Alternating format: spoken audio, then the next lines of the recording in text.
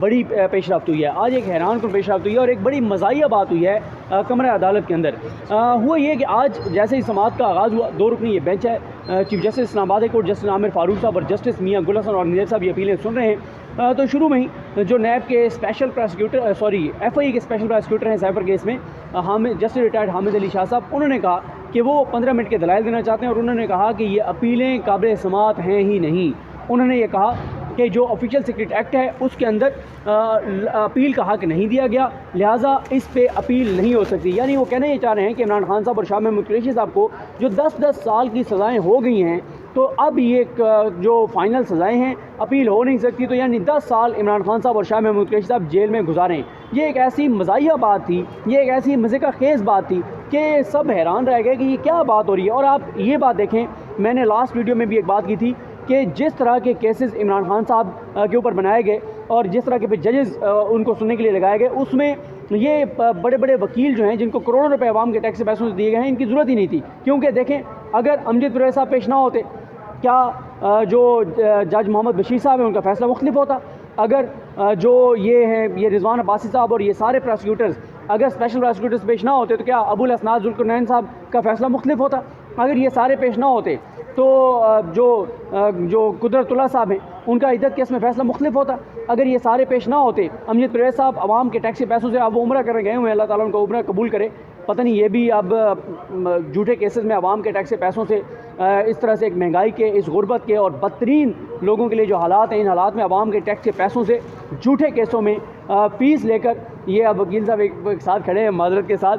पता नहीं अब उनका उम्रा भी अल्लाह ताला कबूल करे, लेकिन ये भी अब किसी से पूछना पड़ेगा कि इन पैसों से उम्रा हो भी जाता ही नहीं हो जाता कि नवाज शरीफ की जिस तरह से आवाम के टैक्स के पैसे उन्होंने लूटे, उनको यहाँ से बरी करवाया और वो सारा मैच फिक्स और वो सारी चीज़ें। खैर ये तो था, लेकिन अबूज़र सलमान रज़ा साहब मेरे साथ मौजूद हैं और आज पहली बार मैं इनका इंटरव्यू कर रहा हूँ। अबूज़र सलमान रज़ा साहब, हम आपको लाहौर में ही देखते रहे हैं, ख़ास तौर पे जब आप मैंने आपको कहा था कि 1112 की तरह आप पहुँचते रहे हैं जब कागजात नामजदगी मुस्तरद हुए और उसमें बड़ा अच्छा आपका किरदार रहा। तो अबूज़र साहब ज़रा टेक्निकली समझा दीजिएगा कि ये जो कहा जा रहा है कि जो ऑफिशियल सीक्रेट एक्ट है उसमें अपील का राइट नहीं है। सॉरी, मैं एक चीज़ और शुरू में बता दूं, लेकिन अब मियां गुल हसन और निज़र साहब ने एक बात करके पूरा उनका एक कोशिश को नाकाम बना दिया, जब उन्होंने कहा कि ठीक है, अगर अपील का राइट नहीं है ऑफिशियल सीक्रेट एक्ट में तो हम रिट में सुन लेंगे। यानी उन्होंने कहा कि रेमेडी लेस नहीं छोड़ा जा सकता, ये नहीं हो सकता, क्योंकि उसमें जो बैरिस्टर सलमान सफदर साहब उन्होंने कहा कि इसमें सज़ाए मौत भी हो सकती थी।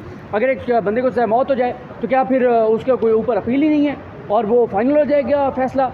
तो अब आप बताएं अबूज़र साहब, आपका केस क्या है? आपने उसके बाद आपकी लीगल टीम जो है उनकी मीटिंग भी एक चल रही थी, और किस तरह देख रहे हैं सारी सूरत हाल को? देखें, स्टार्ट करूँगा, बात बड़ा प्रिंसिपल है कानून का, पूरी दुनिया में बशमूल पाकिस्तान में भी फॉलो होता है। सुप्रीम कोर्ट 1000 दफ़ा कह चुकी है कि where there is a wrong there is a remedy. ठीक है जी, जहाँ कोई आपके साथ कोई गलत होता है तो आपको उसके बाद उसको ठीक करने का मौका ज़रूर दिया जाता है, उसका कोई फ़ोरम होता है। अब यहाँ पे बड़ी आपने ख़ुद ही बात कर दी, मज़े का खेस किस्म की सिचुएशन क्रिएट हो गई है कि जो प्रोसिक्यूशन है वो कह रहा है कि राइट ऑफ अपील ही नहीं है।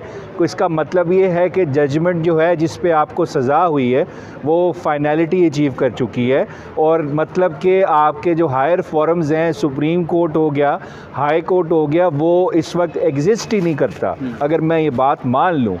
चलें अब इसकी टेक्निकल चीज़ पे आ जाते हैं। देखिए, ये कह रहे हैं कि ऑफिशियल सीक्रेट एक्ट के अंदर कहीं नहीं लिखा हुआ कि इस पे CRPC एप्लीकेबल है, जो कोड ऑफ क्रिमिनल प्रोसीजर है आपका, क्योंकि CRPC के अंदर सेक्शन 410 के अंदर से एक राइट ऑफ अपील निकलता है आपका, जब कोई सेशन जज को या सब ऑर्डिनेट जुडिशरी से आपको सज़ा होती है। अब क्योंकि अगर आप देख लें, हमारी अपील फ़ाइल हुई है with section 410 read with section 10 of criminal amendment act है जो 1958 का। अच्छा, इसको अब समझें, जो ऑफिशियल सीक्रेट एक्ट है वो कहता है कि इसकी जो कार्रवाई होगी इसके तहत वो 1958 के क्रिमिनल अमेंडमेंट एक्ट के तहत होगी। ठीक है। अब क्रिमिनल अमेंडमेंट एक्ट को ले लें, क्योंकि उसके तहत होनी है। उसके सेक्शन 10 में लिखा हुआ है जो इस कानून के तहत जज अपॉइंट होगा, उसकी जो जजमेंट है उसके ख़िलाफ़ जो फ़ैसला होगा उसकी अपील जो है या रिवीजन है वो फ़ाइल होगी before the highest court of the province. अब इस सिचुएशन में the highest court of the province है वो इस्लामाबाद हाई कोर्ट है। सो कानून में तो क्लियरली लिखा हुआ है, ये नहीं कह रहे थे कि अपील का राइट नहीं है, वो कह रहे हैं क्योंकि सीआरपीसी एप्लीकेबल नहीं है तो इस वजह से इसके ऊपर आपके पास सीआरपीसी में आप अपील का राइट एक्सरसाइज नहीं कर सकते। हमने क्योंकि देखें कानून में ये कहीं नहीं लिखा हुआ कि सीआरपीसी एप्लीकेबल नहीं है, वो साइलेंट है इसके ऊपर। तो अगर कोई चीज़ साइलेंट होती है तो आपका राइट टू अपील जो वो कर्टेल नहीं हो सकता। पहली बात तो ये है जी क्रिमिनल अमेंडमेंट एक्ट के सेक्शन 10 में ऐसे जज के ऑर्डर के ख़िलाफ़ अपील का राइट प्रोवाइडेड है। दूसरी बात जो मियां गुल साहब ने की, हम खुद करते हैं कि अगर आप गलती से अपील फ़ाइल कर देते हैं ये समझ के कि अपील का राइट है आपके पास, तो जज के पास पावर होती है वो उसको रिट में भी कन्वर्ट कर लेता है। इस वजह से ये अदालत के पास पावर है इसको रिट में कन्वर्ट कर लें। और दूसरी आखिरी बात एक नाज़रीन के लिए सवाल यहाँ पे टेक्निकल, वो आप आगे बढ़ें क्योंकि जो हमारे देखने वाले होते हैं ज़ाहिर है उनको लीगल उस तरह के जो टर्म्स हैं उसका नहीं होता कि इसमें फ़र्क क्या है। अपील और रिट में ज़रा फ़र्क बता दें ताकि ज़रा नाज़रीन को देखें। अपील जो होता है वो तो होता है जो नीचे ट्रायल कोर्ट का फ़ैसला होता है, उसमें अगर कोई इरेगुलरिटीज़ हों, कुछ उसमें मेरिट पे गलतियां हों तो आप अपील करते हो हायर फॉरम पे कि जी ये चीज़ें गलत हुई हैं। रिट जो होती है वो ओरिजिनल ज्यूरिसडिक्शन होती है हाई कोर्ट की आर्टिकल 199 में।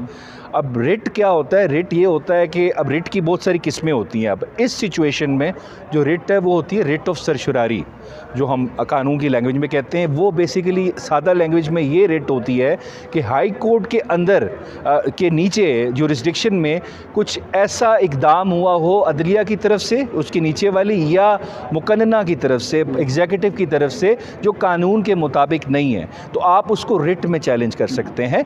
सो इसमें अगर आप रिट फाइल करेंगे तो सरशरारी की रिट फाइल करेंगे, और अगर नहीं करेंगे तो फिर आप फाइल करेंगे अपील। हमारा कहना यह है कि इसमें अपील का राइट प्रोवाइडेड है एज अ बैकअप आर्गूमेंट, माने बगैर कि ये ठीक कह रहे हैं, ये तो रिट में भी कन्वर्ट हो सकती है। फिर आपका मियां गुल साहब ने आप बात की थी, आपने नोट की होगी, appeal is a substantive right, कि आपका आईन पाकिस्तान आपको राइट देता है। सुप्रीम कोर्ट की जजमेंट्स कहती हैं अगर किसी कानून में अपील का राइट नहीं भी प्रोवाइडेड तो अब आर्टिकल 10A को उसके अंदर रीड इन करेंगे और अपील फिर भी देंगे। अब जैसे इलेक्शन कमीशन का फ़ैसला आता है, उसके कानून में कहीं नहीं लिखा हुआ कि इसमें अपील होगी, तो हम क्या करते हैं, हम रिट में चले जाते हैं। आपने देखा होगा रिट में चैलेंज करते हैं। तो ये कहना कि ये जो ऑर्डर है इसके ख़िलाफ़ कोई रेमेडी आपके पास प्रोवाइडेड नहीं है कि आप यहीं पे ख़त्म कर दें, उस शख्स को हमेशा के लिए जेल भेज दें, जजमेंट फाइनलिटी अचीव कर चुकी है, ये तो ना इस मुल्क के कानून में गुंजाइश है, ना आइन में गुंजाइश है, ना जो सुप्रीम कोर्ट की या आला अदलिया की जजमेंट्स हैं वो इस आर्गूमेंट को सपोर्ट करती हैं। ये सिर्फ इनको भी पता है, ये प्रोसिक्यूशन वालों को, FIA वालों को, ये इनका आर्गूमेंट माना नहीं जाएगा। ये मकसद ये था मेंटेनेबिलिटी का ऑब्जेक्शन लेने का कि प्रोसेस को डिले करें, क्योंकि एक शख्स बेगुनाह जेल में पड़ा हुआ है क्योंकि ये मेरिट्स पे आना नहीं चाह रहे, क्योंकि मेरिट पे तो केस पाश हो जाएगा जिस दिन आर्ग्यू हुआ, क्योंकि ना राइट टू डिफेंस दिया गया, आर्टफेयर ट्रायल की धज्जियाँ उड़ाई गई हैं, कोई आपको मौका नहीं दिया गया एविडेंस लाने का, मजाक खेज किस्म का ट्रायल किया इन्होंने। तो वो जब ये जजेस हंसेंगे जब देखेंगे कि क्या क्या इन्होंने किया है, बताया आज़म खान मुलजिम है, बना उनको आपने गवा दिया, उनका रोल का कुछ नहीं पता। इस तरह बहुत सारी चीज़ें हैं साइफर के केस में। मैं कतई कलामी की माजरत, दोनों जजेस नहीं हंसेंगे, सिर्फ एक हंसेंगे, क्योंकि आमिर फारूक साहब तो ये केस पहले सुन चुके हैं और वो तो इमरान खान साहब की और शाह कुरैशी साहब की बेल मुस्तरद भी कर चुके हैं और वो तो एतमाद का इज़हार कर चुके हैं जज अबुल हसनाद पर। लेकिन देखें एक और चीज़ जो आज हमने मतलब एक से बढ़ के एक मज़े का खेज़ हम चीज़ देख रहे हैं, और ये हामिद अली शाह साहब वही हैं जो टेरियान केस में भी एक मुहिब वतन शहरी, अकेले नहीं थे, उनके साथ कोई और भी था। जी उनके साथ एक जज साहब कल जो रिटायर हुए हैं, उनके दामाद साहब भी थे, और ये हमने फैसला भी कोई दिया थोड़े अर्से पहले, एक फ़ैसला भी दिया था जज साहब। जी वो मिलिट्री कोर्ट वाला फ़ैसला दिया था, और बहुत सारे आइन की किताब उन्होंने उछाली थी और कहा था कि बुनियादी इंसानी हकूक़ पता नहीं हमें कहाँ ले जाएंगे। और उन्होंने ये भी, अब ये बताएं, कोई सुप्रीम कोर्ट का जज कह रहा हो कि बुनियादी हकूक़ पता नहीं इस मुल्क को कहाँ ले जाएंगे, तो क्या उसको सुप्रीम कोर्ट का जज होना चाहिए? देखें वो तो सुप्रीम कोर्ट के जज ही फिर ऐसे बने ना जिस तरह से वो हुआ कि अफसोस का मकाम, वो एक लंबी कहानी है किस तरह से, उस पर अलहदा प्रोग्राम कर लेते हैं, अलहदा प्रोग्राम जो है वो होगा। अच्छा, अब मामला ये है कि एक तो उन्होंने पहले कहा कि अपील का गया नहीं, लेकिन साथ उन्होंने फिर ये भी कह दिया कि जनाब अगर सुनना भी है तो एक जज सुने, दो जजेस ना सुने, यानी आमिर फारूक साहब जो है वो अकेले सुने ये केस, ये गुलशन औरंगजेब साहब साथ ना सुने। तो ये उन्होंने कहा। खैर अब सर आप फैसला भी उनकी मर्ज़ी का ही उनको दे देते हैं ना, जैसे इधर उसमें आए हुए ना, ये वो बुफे खाना नहीं होता जी, ये दे दें ये दे दें। हाँ। कानून के मुताबिक चीज़ें चलनी है, आइन के मुताबिक चलनी है। ऐसे नहीं होता कि FIA की फरमाइशें जिस तरह नीचे लोअर कोर्ट में पूरी हुई हैं यहाँ भी पूरी हों। चले वहाँ पे तो छुप छुप के होता था ना सारा कुछ, क्योंकि मीडिया अलाउड नहीं था। वो पब्लिक एट लार्ज इनकी अपनी होती थी, पता नहीं किसको बिठा लाते थे वहाँ पर, बिठा देते थे। छुप छुपा के ट्रायल किया, जो वायलेशंस की इतनी नज़र नहीं आई। यहाँ पर तो आप सब बैठे हैं ना, देखेंगे।